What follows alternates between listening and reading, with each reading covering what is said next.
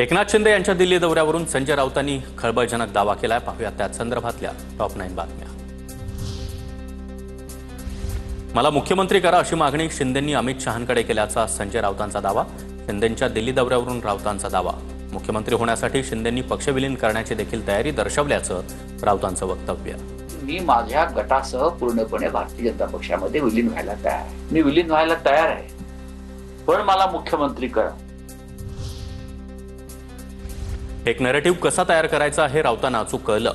सामंतांचा पलटवार. तर दिल्लीमध्ये महाराष्ट्राच्या विकासाबाबत चर्चा झाल्याची सामंतांची माहिती. एखादा फेक नरेटिव्ह सेट कसा करायचा हे या सगळ्या मंडळींना अचूक कळलेलं आहे. गुरुपौर्णिमेनिमित्त शिंदेंनी त्यांचे गुरु शहांची भेट घेतली. शिंदेंच्या दिल्ली दौऱ्यावरून संजय राऊतांचा निशाणा. मराठी एकजूट कशी फोडता येईल यावर दोघांमध्ये चर्चा झाली. राऊतांचा निशाणा. पूजा अर्चा केली अमित शहांची गुरु म्हणून. त्यांच्या चरणावर डोकं ठेवलं, त्यांच्या पायाला दोन्ही चंदन लावलं. हे फोटो जरी काढता आले नसले तरी माझ्याकडे पक्की माहिती आहे.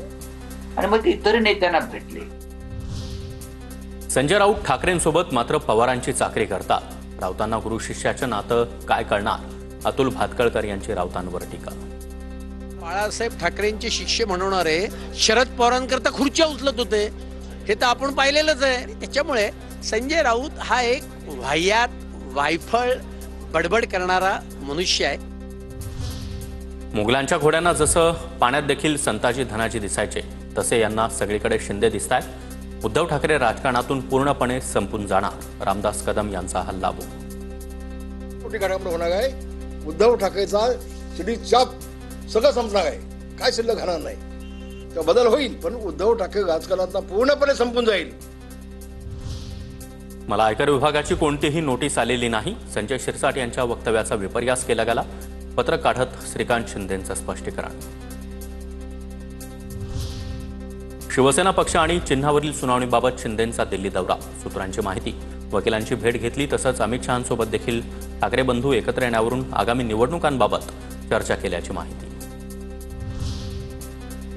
शिंदेंचा दिल्ली दौरा महत्त्वाचा नाही, पण मंत्री भ्रष्टाचार करतात, आमदार मारहाण करतो, हे युतीच्या अजेंड्यात बसतं का, हे शहांनी शिंदेंना विचारायला हवं. इम्तियाज जलील यांचा शिंदेंवर निशाणा.